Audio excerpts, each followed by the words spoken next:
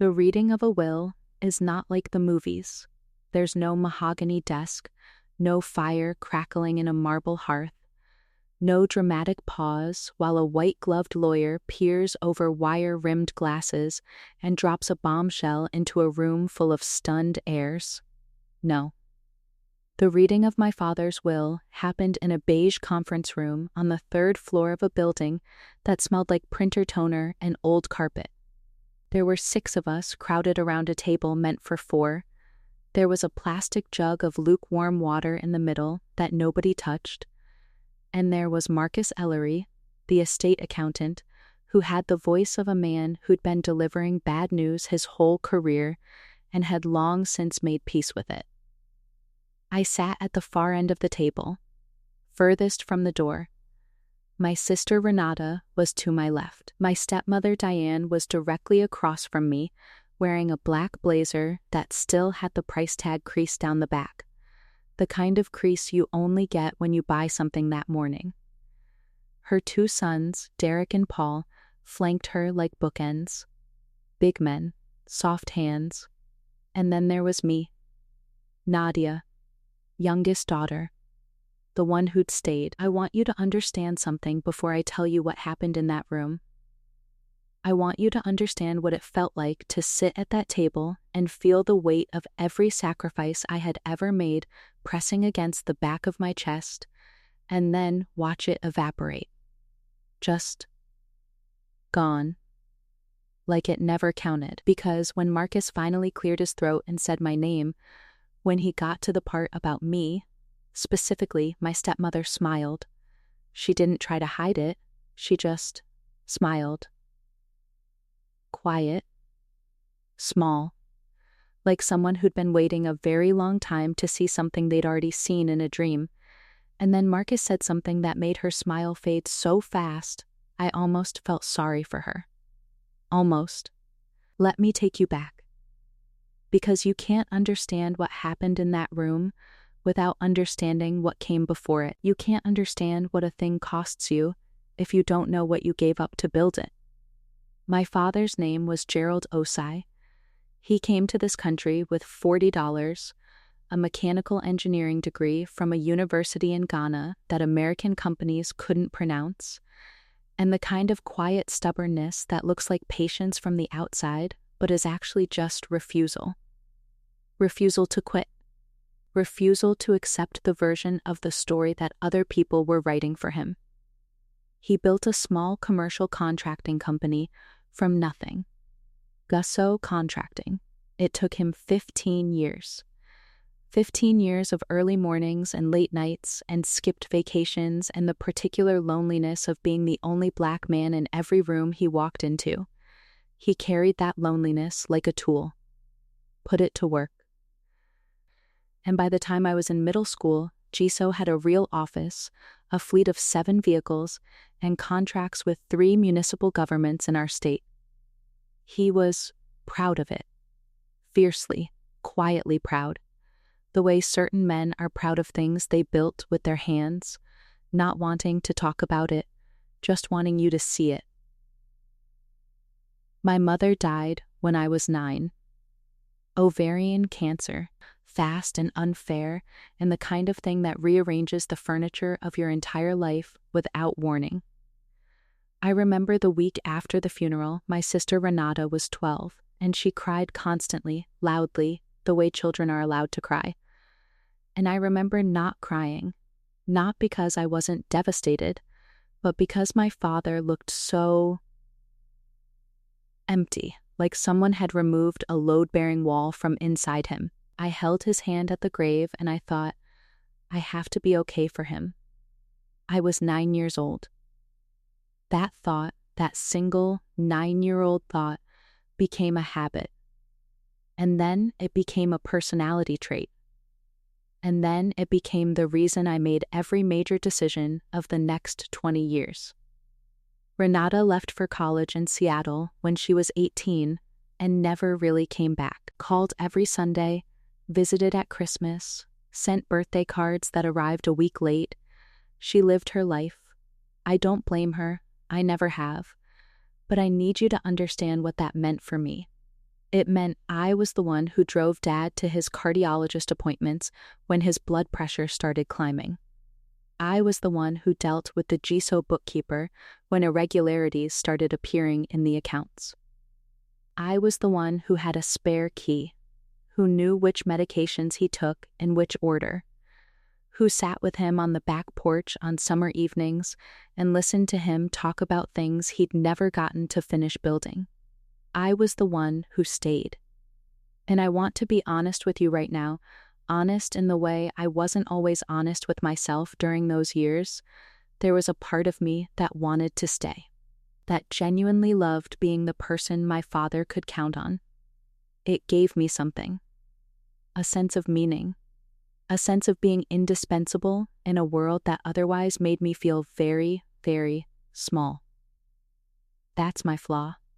That's the thing I have to own, because if you're going to understand this story, you need to understand that I wasn't just a selfless daughter. I was also a woman who needed to be needed. And that need made me blind to things I should have seen much sooner. My father met Diane Marchetti 3 years after my mother died. I was 12. Renata was 15. Diane was 41, recently divorced, and she worked for the commercial insurance company that held GSO's liability policy. She wore fitted blazers and laughed at Dad's jokes in a way that was a little too practiced, a little too bright, but I was 12 and I didn't have language for that yet. Dad was happy. That was what I saw. The empty place that my mother's death had carved in him, Diane filled some of it, not all of it, but enough that he smiled at breakfast again, enough that he started whistling while he made coffee. What did I know? I was grateful. They married when I was 14. Small ceremony, a judge, a restaurant, 40 people. Diane wore ivory. My Aunt Cecilia made a face about that, a small tight face she thought nobody saw. I saw it. I was the kind of child who watched adults' faces very carefully. Her sons Derek and Paul came with the marriage. Derek was 22 and already working in commercial real estate, or said he was.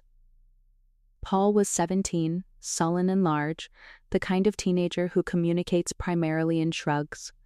They were not unkind to me. They were also not kind. They existed in my home the way weather exists. You adjusted around it without being consulted. Here's the thing about Diane that I misread for years. She wasn't dramatic. She wasn't cruel in any way you could easily name.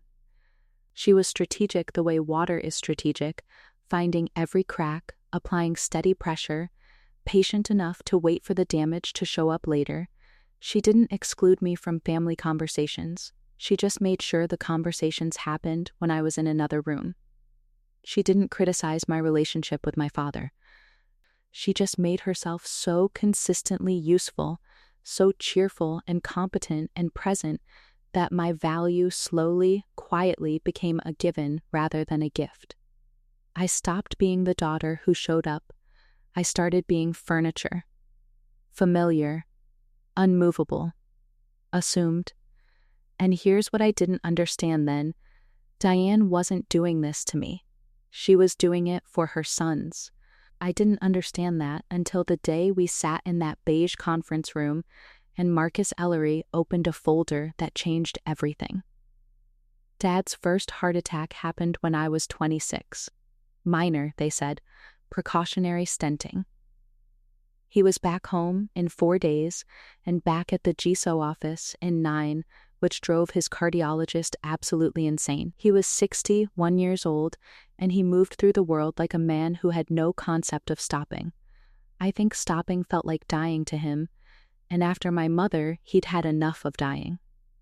But the heart attack changed something.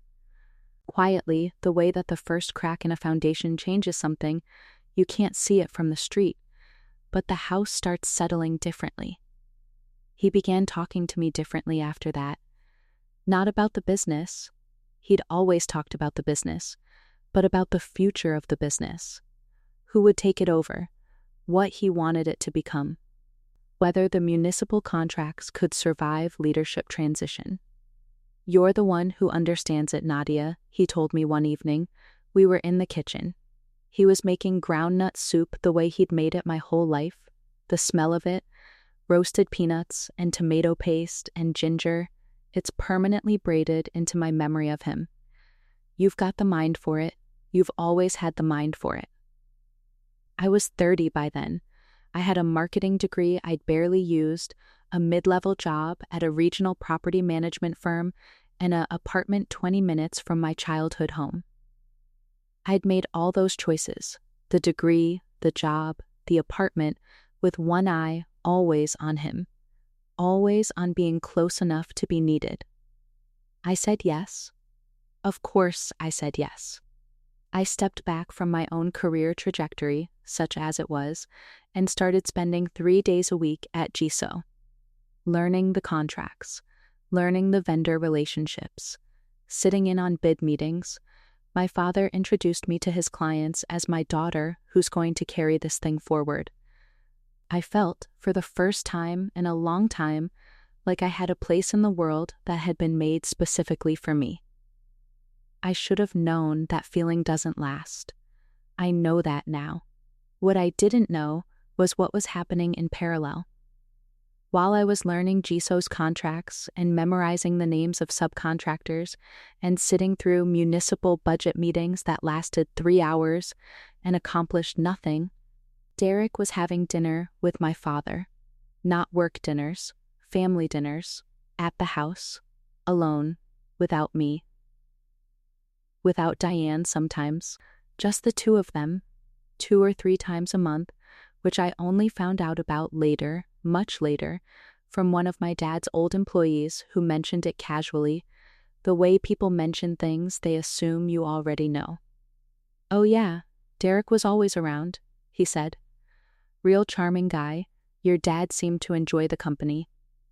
I remember standing very still when he said that. The hum of the fluorescent lights above me, the smell of the contractor's office, sawdust, and 2-day-old coffee. Real charming guy.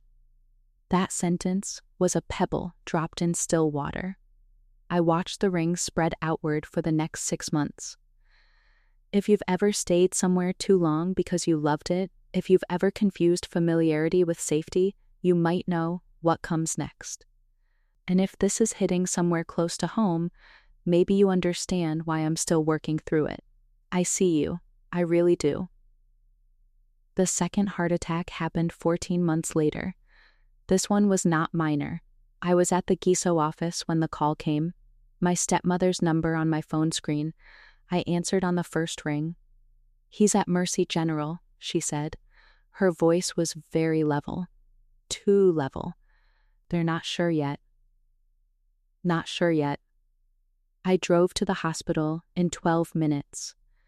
I know because I kept looking at the clock on the dashboard the whole way there, the way you do when your body is trying to stay in the physical world while your mind is somewhere else entirely. He survived. 6 weeks of recovery. A new medication protocol. A conversation with his cardiologist that I sat in on, where the words "significant lifestyle modifications" were said 4 different times, and my father nodded and then ignored them almost immediately. But in the hospital room, on the second night, it was late, Diane had gone home, and it was just the two of us in the blue-gray quiet of the room, the monitor beeping its steady indifference. My father looked at me and said something I have replayed 10,000 times since. He said, "I've been making plans, Nadia. You don't have to worry." "Making plans for what, Dad?" He waved his hand, that gesture he made when he didn't want to go further into something. Dismissive. Not unkind, just done with the conversation. "Just trust me," he said. "I've thought about it. Everything is taken care of." I trusted him. Of course I trusted him. He was my father, and in my entire life, he had never given me a single reason not to. That trust is the most expensive thing I have ever owned. The last 2 years, what I missed because I was looking. I want to be very careful here, because what I'm about to describe is the part of the story where I look the worst, where my own blind spots were weaponized against me. And I've had a lot of time to sit with that. My father's health stabilized, and then slowly, quietly, it didn't. The decline was gradual enough that you could almost talk yourself out of seeing it. Good weeks followed bad ones. He'd come into the Giso office energized and sharp, and I'd think, he's fine. He's going to be fine. But the bad weeks were getting longer. And there was something else happening that I kept almost noticing and then not noticing. Diane had started coming into the office. Not regularly, not officially, just stopping by, which she did every few days, always with coffee or lunch, always with that cheerful competence she wore like a second skin. She'd chat with the project managers, she'd sit in on the quarterly reviews, she'd make suggestions in that careful way she had, half question, half statement, so that if anyone pushed back, she could just say she was only curious. One of the project managers, a woman named Beverly who'd been with ESO for 11 years, pulled me aside after one of these visits. "Has the structure changed?" Beverly asked. She was choosing her words very carefully. I could see it. "What do you mean, just?" "Diane Marchetti has been CC'd on some of the contractor correspondence lately. I assumed you knew." I looked at her face. The careful blankness of someone who has decided to tell you something important by pretending they're asking something casual. I did not know. I went home that night and I sat in my car in my apartment parking lot for 20 minutes before I could make myself go inside. The engine off. The September dark pressing against the windows. The sound of my own breathing. I told myself there was an explanation. I told myself I'd ask my father about it. I told myself it was probably administrative, a formality, nothing that actually meant anything. I am telling you these things not to excuse myself, but to explain how a smart woman spends 18 months not seeing something she was already looking at. Because I was looking, I just couldn't make myself accept what I was seeing. That is what hope does to you when you've built your entire life around a person. It makes you its accomplice. My father died on a Tuesday in March, in his sleep. At home. Peaceful, the hospice nurse said. And I believe her. He looked peaceful, I know, because I was there. I held his hand in the last hours. I watched the lines on the monitor flatten out like a sentence that finally found its period. And I want you to understand something. Through all of what comes next, through everything I'm going to tell you, I have never stopped grieving him. Separately from the money, separately from the betrayal, separately from all of it, I lost my father. And then I lost him again in that beige conference room 6 weeks later. But, and this is the part you need to hold on to, that conference room wasn't the end of the story. Marcus Ellery hadn't finished talking yet. There are 6 weeks between the moment your father dies and the moment a lawyer calls to schedule the reading of his will. 6 weeks of casseroles on the doorstep and condolence cards with flowers on them and people saying he's in a better place now in voices that mean well but land wrong.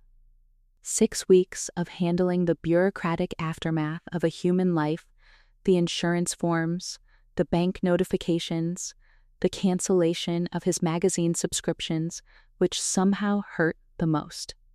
The idea that Field & Stream was still going to show up at the door next month, addressed to a man who was no longer there to read it. I handled most of it. Of course I did. Diane handled the house. Not in a hostile way, not in any way I could have pointed to and said, look at that, that's wrong. She was efficient. She was gracious with the neighbors who came by. She thanked everyone for the food.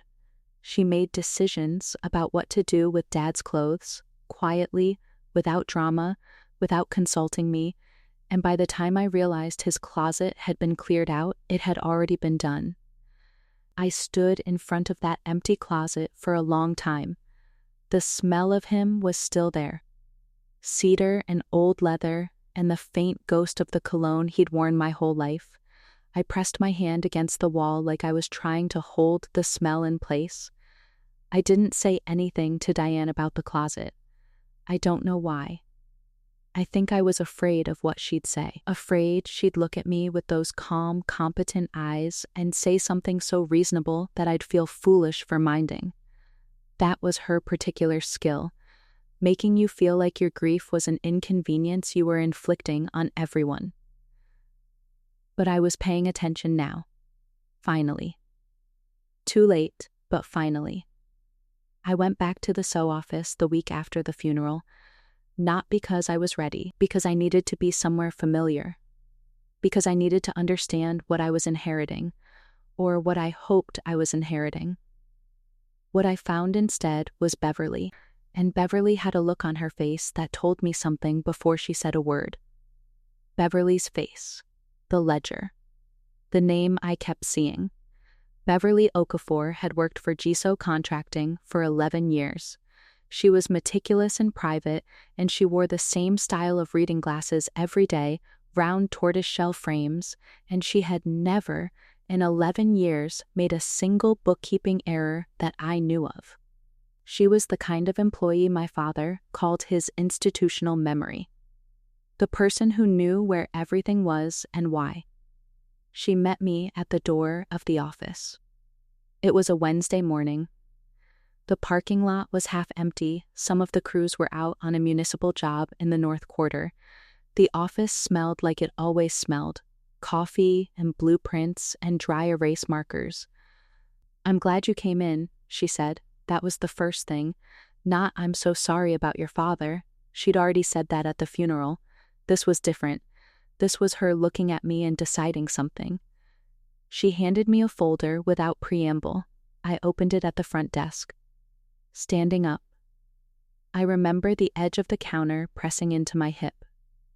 Inside the folder were 2 sets of documents. The first was the standard quarterly vendor reconciliation, something I'd reviewed dozens of times. The second was a series of internal authorization memos. 6 of them. Each one signed off on a significant operational decision.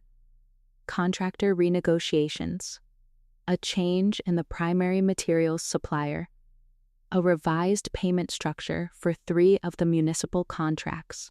All 6 memos had been authorized in the last 8 months. None of them had my signature. None of them had my father's signature either. They had Derek Marchetti's. I looked up at Beverly. She was watching me read with the careful stillness of someone who has already processed the thing you're only just seeing. "When did this start?" I asked. "About 8 months ago, around the time of your father's second hospitalization." She paused. There was a power of attorney document presented to the vendor accounts. I wasn't the one who processed it. Marcus Ellery's office handled the transition. Power of attorney. I said the words out loud, quietly, like saying them would help me understand them, like they were in a language I almost spoke. "I thought you knew," Beverly said, and I heard in her voice the particular sorrow of someone who suspected that I didn't and had been carrying that suspicion alone. "I didn't know. I went home and I sat at my kitchen table with my laptop open and a cup of tea I didn't drink, and I started reading about power of attorney law in our state. I read for 4 hours.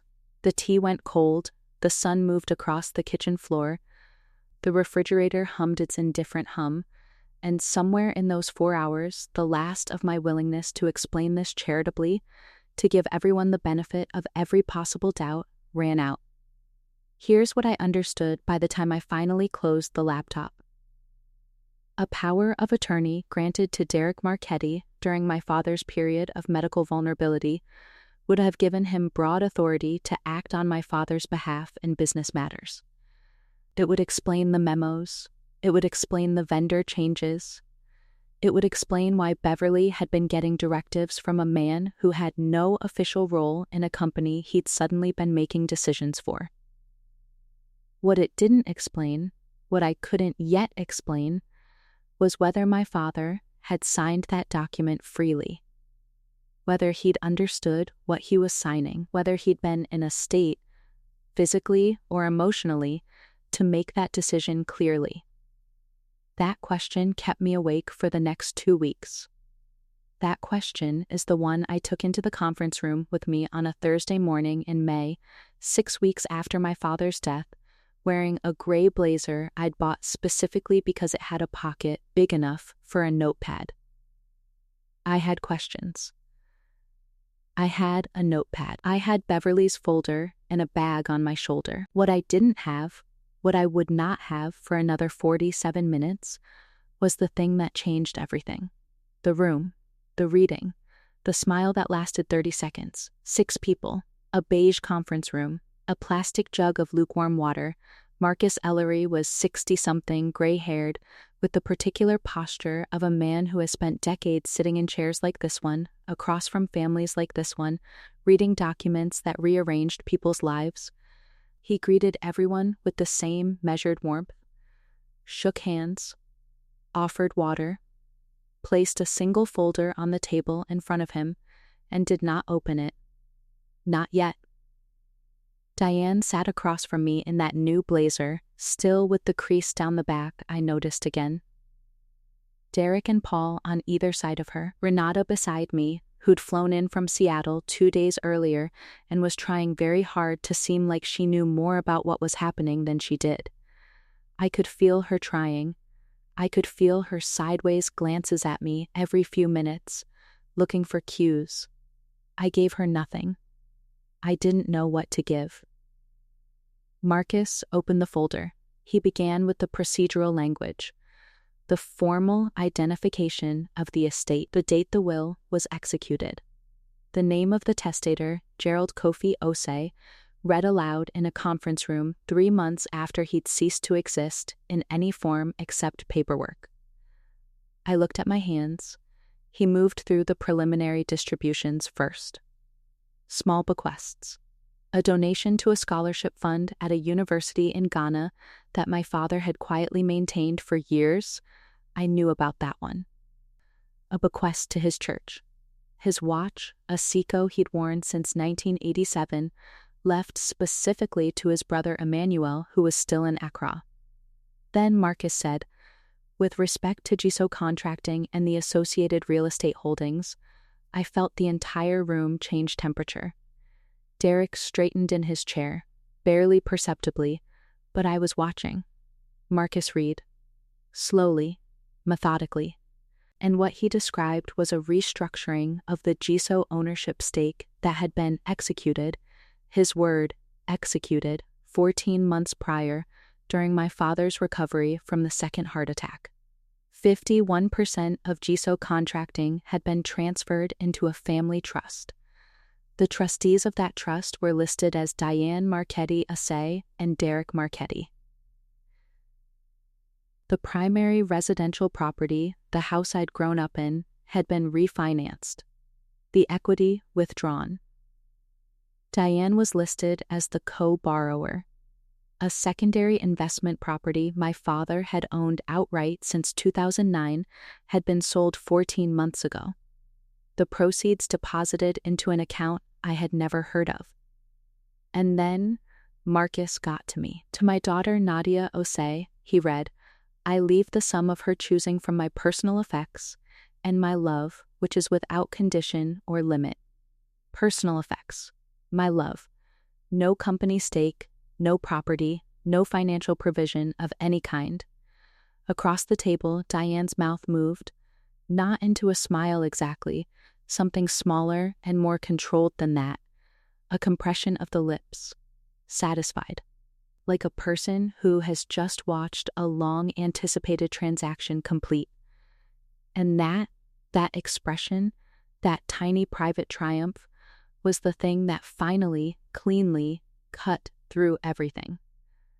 Through the grief and the confusion and the 2 weeks of telling myself there was still an explanation through the 9-year-old girl who'd held her father's hand at her mother's grave and decided to be okay so he wouldn't have to be. Something went very still inside me. Not angry, not yet. Something colder than angry. Something that felt, if I'm being honest, a lot like the moment right before you make a decision you've already made. And then Marcus Ellery looked up from his folder. He looked directly at Diane. He looked at Derek. He said, "I'd like to ask everyone to remain seated. There are additional documents to be reviewed." Diane's expression didn't change immediately. It took about 2 seconds. And in those 2 seconds, I watched something shift behind her eyes. A flicker of something she couldn't name yet, something that hadn't resolved into shape. Like hearing a sound in the dark and not knowing what made it. Marcus opened a second folder, one that had been sitting underneath the first. I had not noticed it before. Neither had they. What I did in the 47 days before that room. I need to back up, because the story of what happened in that conference room is really 2 stories running in parallel. There's the story of what Diane and Derek believed they had built, the version that ended with that small, satisfied compression of Diane's lips. And then there's the story of what I had been doing for 47 days. The 47 days between Beverly's folder and that conference room. Let me tell you about those 47 days. Because they were not dramatic. They were not cinematic. There were no late-night confrontations, no tearful accusation scenes, no satisfying moments of someone confessing under pressure. What those 47 days actually looked like was this. A lot of time at a kitchen table, a lot of public record searches, a lot of conversations with people who worked at the county property office and the state business registry who had no idea what they were helping me with. A lot of phone calls I made from my car, parked in unremarkable places, the lot behind a grocery store, a side street near my apartment, because I didn't want anyone to hear me asking questions. I want to be honest with you about something. I am not a lawyer. I am not an investigator. I am a woman with a marketing degree and 11 years of half-borrowed knowledge about a contracting company. And the thing that I found in those 47 days, I found not because I was brilliant, but because I was methodical. Because grief, when you don't let it turn into paralysis, sometimes turns into something else. Precision. It started with the power of attorney document. Beverly had given me the reference number from the vendor files. I used that to pull the public record of the documents filing. What I found was that the power of attorney had been executed during a specific 12-day window, the period immediately following my father's second cardiac event, while he was on a medication combination that his own cardiologist had flagged in his chart notes as potentially affecting judgment and executive function. I know what his chart said because I'd been listed as his medical contact since his first hospitalization. I had the right to request those notes. I requested them. I sat with his cardiologist, a quiet, careful man named Dr. Anand, in his office on a Tuesday afternoon. I didn't tell him what I was looking for. I just asked him to walk me through the timeline of my father's second recovery, what he was taking, what the expected cognitive side effects were, whether, in his professional opinion, my father would have been in a state to make complex legal decisions in that window. Dr. Anand was quiet for a long moment. Then he said, "That would be a question for the legal process, but I can tell you that I would not have recommended it." I wrote that down. Exact words. I wrote it down, and then I asked him if he'd be willing to put that in writing if the situation required it. He said he would think about it. That was enough for now. The property sale was easier to trace than I expected. Public records. The secondary investment property my father had owned since 2009, a small commercial unit in the east quarter of the city, had been sold 14 months ago for $380,000. The proceeds had gone into an LLC.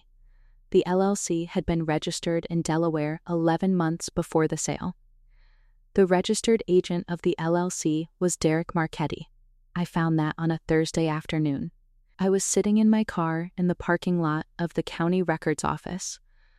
It was raining, a gray, steady October rain that made everything look provisional. I read the Delaware Business Registry printout 3 times before it fully registered. 11 months before the sale. He'd set up the receiving structure before the asset even moved. That is not the behavior of someone who was simply helping out a sick stepfather. That is the behavior of someone who knew what was coming. Someone who planned. I took a photograph of the document with my phone. Then I drove to a copy shop and printed 4 copies. I put one in the folder I was building. I put one in a manila envelope I mailed to my own address. I gave one to Renata, who by this point had been brought into the situation and was oscillating between outrage and guilt. Guilt because she'd been in Seattle this whole time, because she hadn't seen any of it either. I should have been here, she kept saying. I didn't have the bandwidth to reassure her. I told her to hold on to the document and not talk to Diane about any of this. She said okay. She was scared. But she was with me. That was enough. The 4th week, I found the attorney.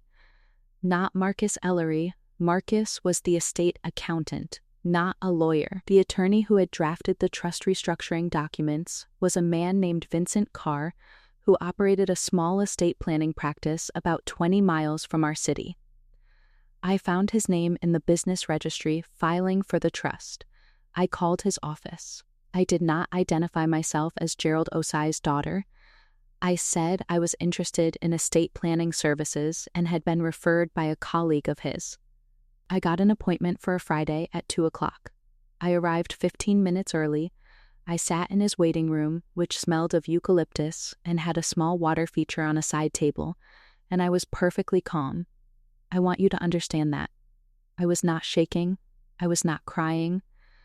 I was a woman with a notepad and a manila folder and a set of very specific questions, and I was calm the way you get calm when you've already moved through the worst of the fear and come out the other side into something more functional. Vincent Carr was a pleasant man in his late 50s who clearly did not recognize the name I'd given at the front desk. We sat down. He offered me coffee. I said, I want to ask you about a trust you structured for a Gerald Osei 14 months ago. I'm his daughter. The silence that followed had a texture to it. The water feature burbled on the side table. I watched his face move through 3 different expressions before it settled on something professionally neutral. I'm not sure I have the filing reference number, I said. I placed a single sheet of paper on his desk. And I have a copy of the power of attorney used to execute the trust transfer, which I believe was signed during a period of documented medical incapacity. I also have notes from my father's cardiologist regarding his cognitive state during that window. Another silence. What is it you're looking for, Miss Osei? I'm looking for the truth about what my father understood when he signed those documents, and I'm looking for the answer to one specific question. Was anyone besides my father present when he signed? Vincent Carr pressed his lips together. He looked at the paper on his desk. He looked at his hands. Then he said, I think you should speak with your own attorney.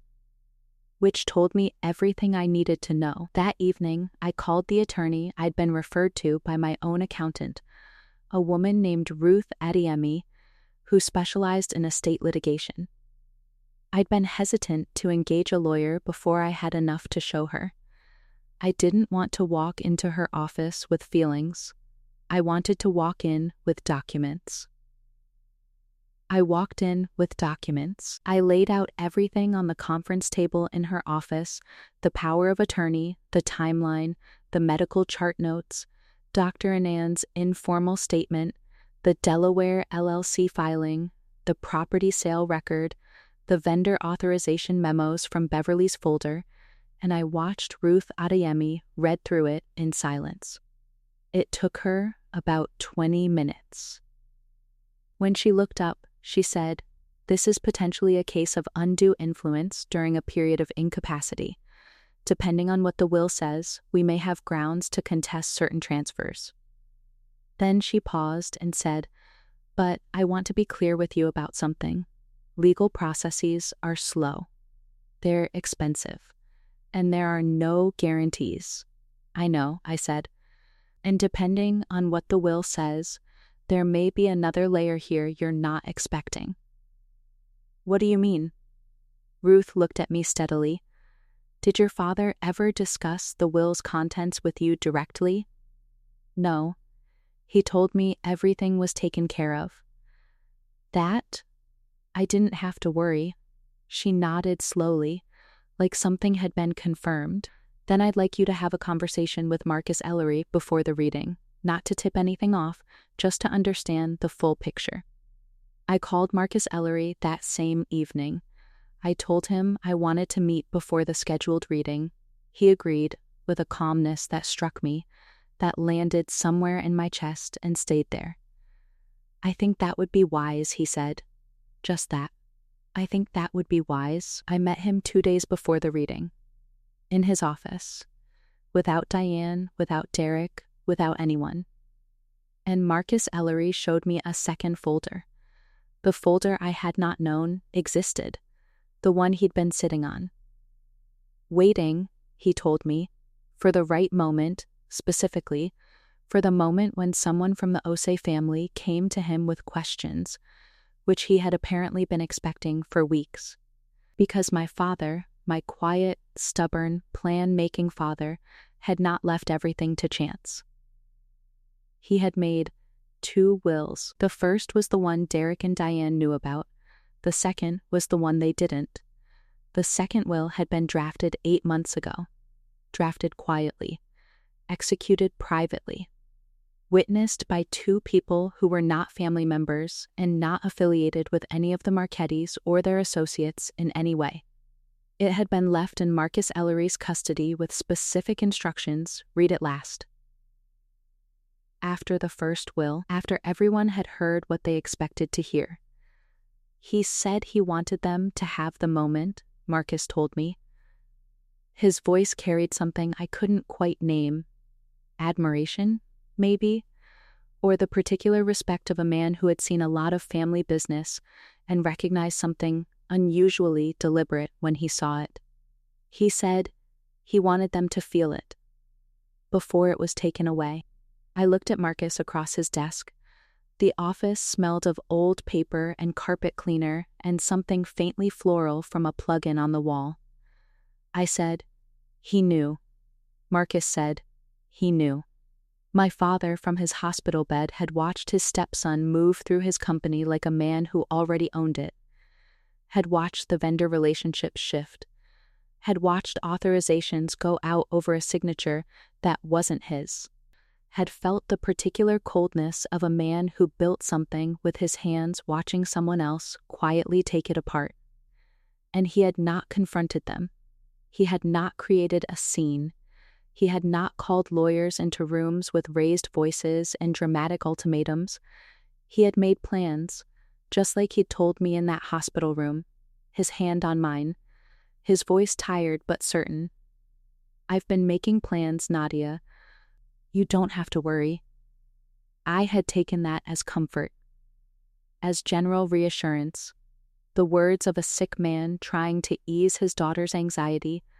It was a blueprint, and I had missed it. But he had known I'd find my way to it eventually. He had built his last plan around my stubbornness, around the certainty that sooner or later I would ask questions. He had built it around knowing who I was. I cried in Marcus Ellery's office. I'm not going to pretend otherwise. Not loudly, not the kind of crying that needs to be witnessed, just quietly for about 90 seconds, while Marcus looked at a point somewhere above my head and gave me the privacy of his inattention. Then I straightened up. I took the folder, I thanked him, and I asked him one more thing. I asked him, when we read it, the second will, I want to be looking at them when it happens. Can you make sure I'm positioned across from Diane? Marcus allowed himself a very small, very controlled expression, not quite a smile. I'll see what I can arrange, he said. If you've ever had someone in your corner who believed in you so quietly you almost didn't notice, and you've lost them, I think you know what it feels like to find out they were still in your corner, even from the other side of everything. If that's hitting somewhere real for you right now, I'm glad you're here. Stories like this one need to be told. They need to be heard, because they happen more often than anyone says out loud. Marcus Ellery placed the second folder on the table the way you'd place something fragile. Deliberately. Without hurry. Like a man who understood that certain documents needed to breathe before anyone read them. The room had not moved. Diane's blazer still had the crease. Paul was looking at his phone under the table. I could see his elbow moving.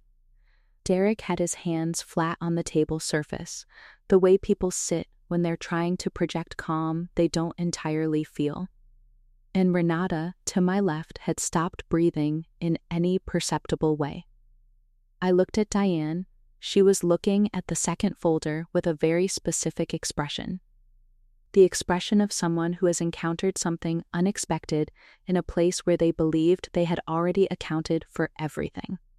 A small tightening around the eyes, a fractional stillness in the jaw. She recognized something was wrong. She just didn't know the shape of it yet. Mr. Osei, Marcus said, also executed a supplementary testamentary document 8 months prior to his death.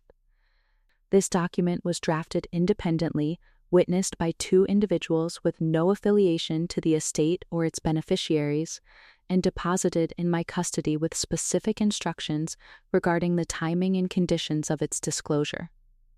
Diane's chin moved, almost imperceptibly, upward, the gesture of someone recalibrating. Derek's hands, flat on the table, pressed down slightly harder. I noticed because I was watching his hands. I'd been watching his hands since we sat down. Marcus opened the folder. He read. And the room came apart. The supplementary will, the real will, the one my father had written with full faculty and full intention, and the particular clear-eyed resolve of a man who has decided he is done being managed, overrode the trust restructuring in its entirety, not by attacking the trust directly. My father had been smarter than that, cleaner than that.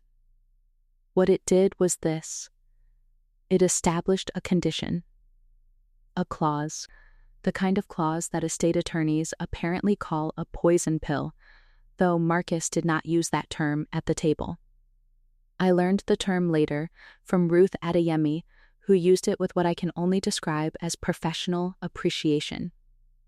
The condition was simple. Any asset transfer, restructuring, or ownership change executed within 24 months of Gerald Osei's death and found to have occurred without his documented, witnessed, voluntary consent, specifically consent obtained while he was not under medication combinations flagged as cognitively impairing by his attending physician, would revert automatically to the primary estate, and the primary estate beneficiary, the sole named heir in the supplementary will, was me, Nadia Osei, all of it. Diane made a sound. I don't have a better word for it than that. It wasn't a word. It wasn't quite a gasp. It was the sound a person makes when the floor they were standing on turns out to have been a projection. Derek said, "Wait," just the one word. Like he was trying to pause something that had no pause function. Marcus continued reading. He had the practiced calm of a man who had delivered difficult news before and understood that the professional thing, the necessary thing, was to keep going. To not let the room's reaction interrupt the document's momentum. He read the clause about the LLC, about the Delaware registration, about the property sale proceeds that had been funneled into a structure built 11 months before any of it was supposed to happen. He read it neutrally, without inflection, the way you read coordinates rather than commentary. But the implication was there in every line, naked and precise. This was anticipated. This was documented. This was already known. Gerald Osei had seen them coming. He had built a door they couldn't open. And then he had waited. Paul put his phone away. For the first time since we sat down, he was entirely present in the room. I don't think any of us had ever seen Paul entirely present before. It changed the texture of his face somehow, made him look younger, more frightened. Diane turned to Derek. A single look. The kind of look between two people who have a private language and are suddenly realizing that language is being read. Derek said, louder now, this can't be legally. Marcus looked at him over the folder. Calm, unhurried. Mr. Marchetti, I'd strongly encourage you to allow me to finish. And then I'd encourage both you and Mrs. Marchetti Osei to contact your respective attorneys. Mrs. Marchetti Osei. The full, hyphenated name. Formal, a tiny wall of professional distance going up. Derek sat back. His face had done something complicated. The charm that Beverly had described, the ease, the warmth that had made my father enjoy his company, it had a different quality now, like watching a stage set from behind, all scaffolding and cable. The weight of watching, what it felt like in my body. I want to tell you something honest about what it felt like to watch that moment happen, because I think if I tell you it felt good, if I describe it as satisfying, as the closure everyone imagines revenge is supposed to be, I'd be telling you a cleaned-up version of the truth. Here's the actual truth. It felt like watching a building you used to live in being demolished. There's a part of you that understands it had to come down. That it had been structurally compromised for years, that it wasn't safe. And there's another part of you that grew up inside it, that knows every room, that can still smell the particular smell of the kitchen, and that part watches the demolition with something that has no clean name. Not grief exactly. Not exactly relief. Something in between. Something that sits in your throat like a stone that won't quite swallow. I watched Diane's face. I had asked Marcus to seat me across from her specifically for this. And now that the moment was happening, now that I had the view I'd asked for, I wasn't sure what I'd expected to feel. What I felt was tired. Not the tired of someone who hasn't slept. The tired of someone who has been holding a very heavy thing for a very long time and has only just put it down. The tired that comes after, the specific exhaustion of sustained alertness, of 47 days of public records, searches, and careful conversations and folders and manila envelopes mailed to my own address. It was over. The buildup was over. And in the place where the buildup had been, there was just space. Hollow and echoing and vast. Renata put her hand on my arm. I don't know when she did it. I only noticed it was there when Marcus finally closed the second folder. Diane stood up before Marcus finished the closing formalities. She stood up in a motion that was controlled on the outside and something else entirely on the inside. I could see it in the way she gathered her bag. Too quickly. The bag strap catching on the back of the chair and her yanking it free with a precision that looked like violence contained. She looked at me, direct. For the first time in that room, she looked at me the way you look at someone you've underestimated. Not with anger exactly, something colder than anger. Recognition.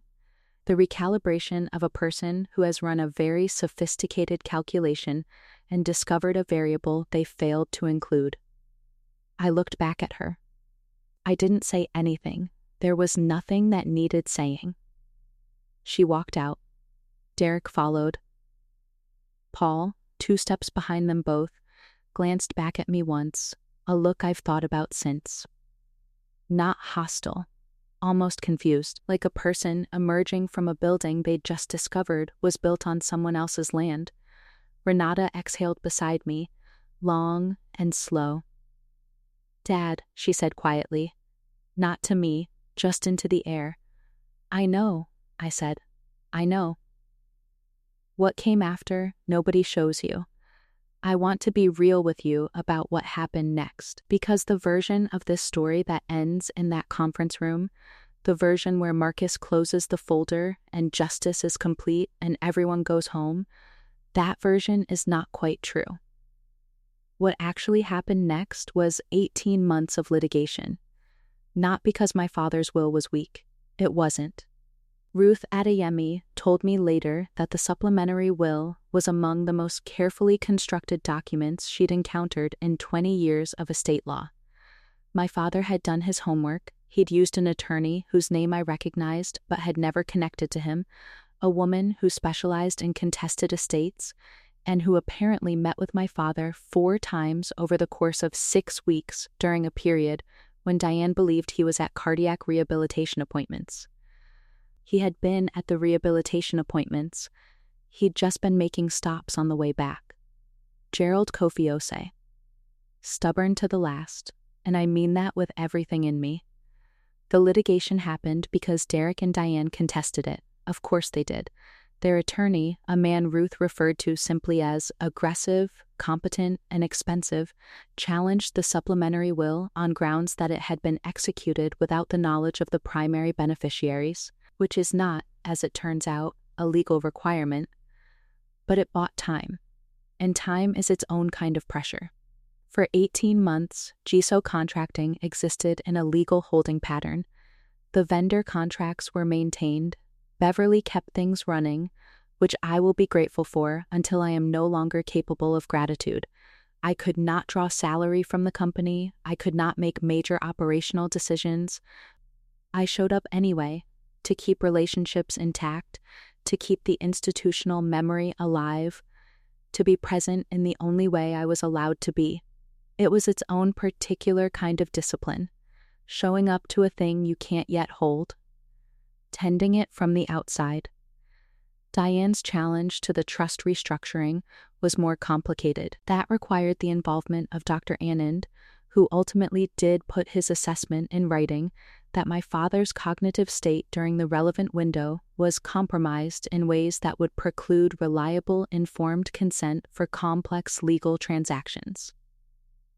It also required a forensic financial audit of the Delaware LLC, which is exactly as unglamorous as it sounds. Spreadsheets. Depositions. A forensic accountant named Terri who wore cardigans and spoke about financial fraud the way other people talk about weather patterns, descriptively, without drama. Terri found that $314,000 of the property sale proceeds had been moved from the LC into a personal account registered to Derek within 90 days of the sale. The remaining $66,000 had paid, among other things, the legal fees for drafting the original trust structure.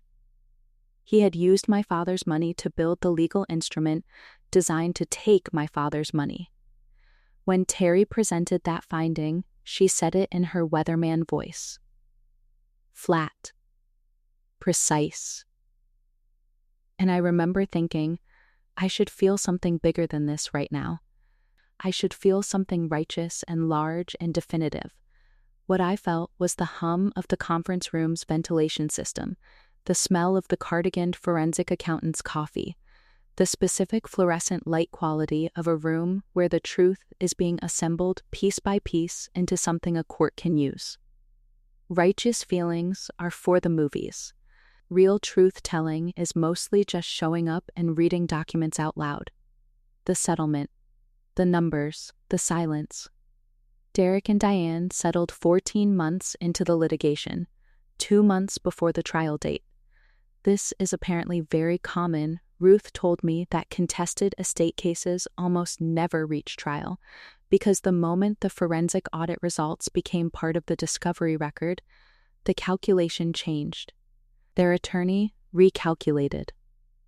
They recalculated. The settlement terms were negotiated over 3 weeks, and I am not going to tell you the exact figures because some of those terms include non-disclosure provisions. What I can tell you is this. GSO contracting was returned to the estate in full. The LLC was dissolved. The proceeds, minus what had already been dissipated, which Ruth warned me I would not fully recover, and she was right, were returned to the estate. The primary residential property, which had been refinanced against the equity, required a separate negotiation that resulted in a buyout arrangement I won't detail. The point is, I got it back. Not all of it. You never get all of it. There's always a gap between what was taken and what can be returned, and that gap is its own kind of loss, quieter than the original, but permanent. I got most of it back. And I got GSO contracting, which was never really about the money. It was about the 15 years my father had spent building it, about the municipal contracts he'd won alone, in rooms full of people who expected him to fail, about the 7 vehicles with the GSO logo on the side that he used to point out to me from the passenger seat like a man showing you something he'd made with his hands. That pride, that quiet, fierce pride, I got to carry that forward. That was what the will was really about. That was what the second folder was really protecting. If you've been following this from the beginning, if you've sat with this whole story, I want to ask you something honestly. Not as a narrator, just as a woman who went through something and came out the other side, still trying to understand it. Would you have done what I did? The 47 days of documents and parking lots and careful questions? Or would you have confronted them, walked into Diane's kitchen, looked her in the face, and demanded an explanation? I genuinely don't know which would have been braver.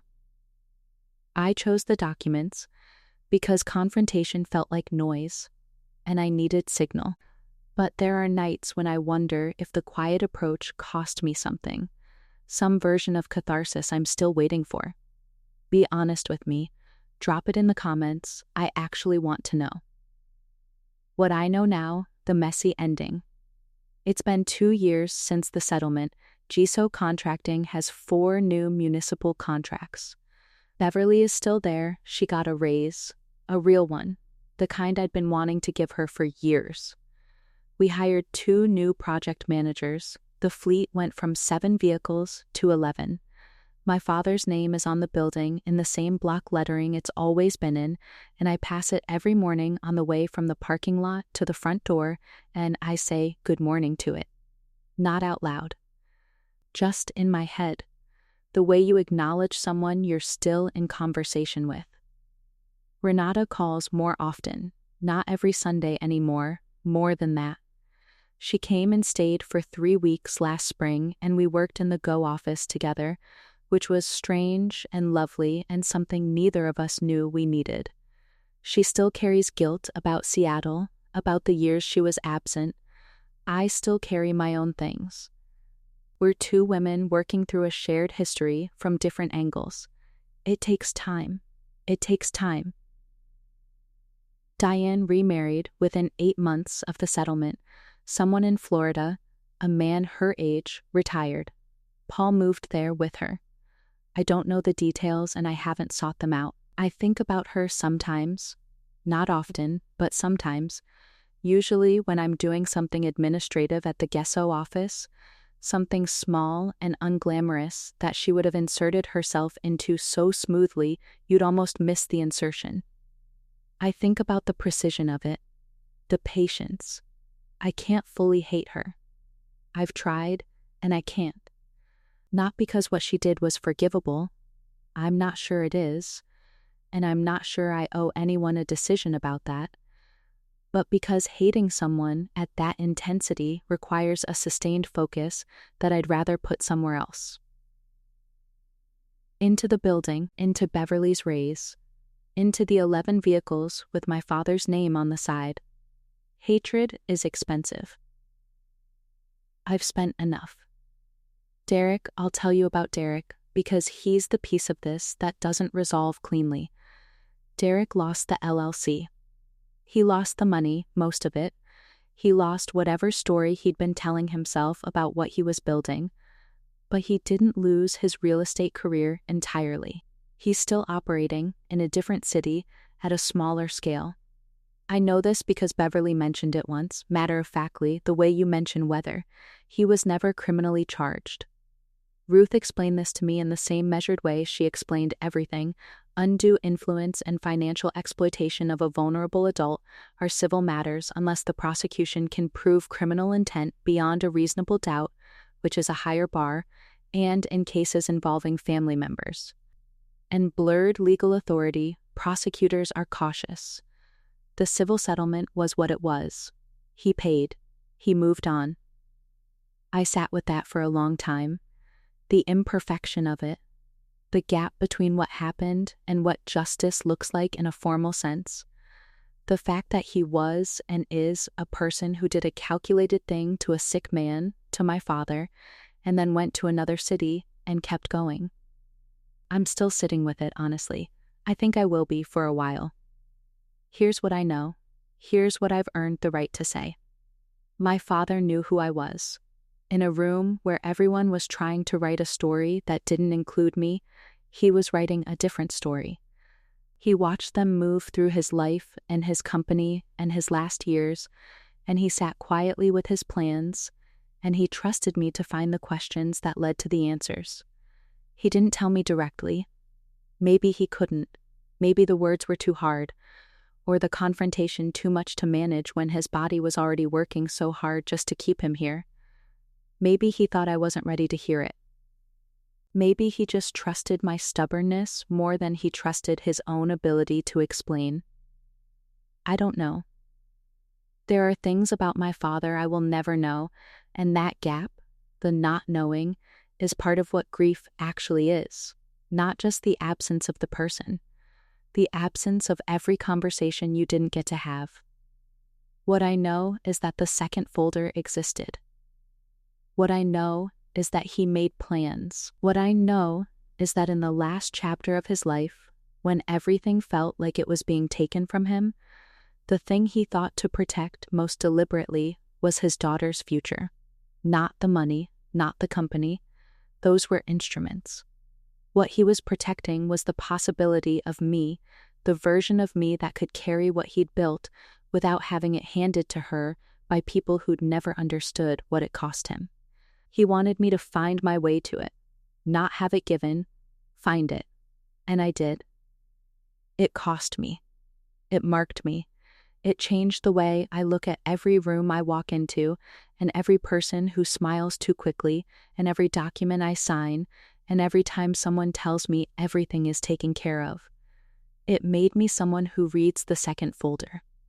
The last thing I want to say is this. There's a version of this story where the ending is triumphant, where I stand in the Giso parking lot with the wind in my hair and the sun doing something cinematic and I've won and it's clean and satisfying and complete. That version doesn't exist. What exists is a Tuesday morning last October when I was driving to the office and the song that was playing on the radio, a song my father used to sing badly in the kitchen, off-key and unself-conscious, came on unexpectedly, and I had to pull over. I sat in the car on the side of the road for 8 minutes. Not crying exactly, just full of something that had nowhere to go. Then I pulled back into traffic, drove to the office, went in. The fluorescent lights, the smell of coffee and blueprints, Beverly at her desk with her tortoise shell frames, Giso contracting. Still standing. That's the real ending. Not a victory lap. Just a Tuesday, just keeping going. If this story reached you, if somewhere in it you recognize something you've lived, or something you're living right now, then you know why I tell it. Not for the drama of the conference room, not for the second folder, but for the part that comes after. The part where you figure out who you are when the crisis is over and the paperwork is filed and life requires you to simply continue. That part is the hardest. That part nobody films. But you do it anyway. You show up. You read the second folder. You keep the lights on in the building that carries your father's name. You keep going. If you know someone who needs to hear this story, someone who's been made to feel invisible by the people who were supposed to protect them, send this to them. Not for me, for them. Because sometimes the most important thing is just knowing you're not the only one who's sat in a beige conference room watching someone smile at your loss. And if this is the first time you found your way here, welcome. Subscribe, because I tell these stories regularly, and they are never easy, and they are always true. There are a lot of second folders in this world. I intend to keep opening them. I'm Nadia, and this has been my story.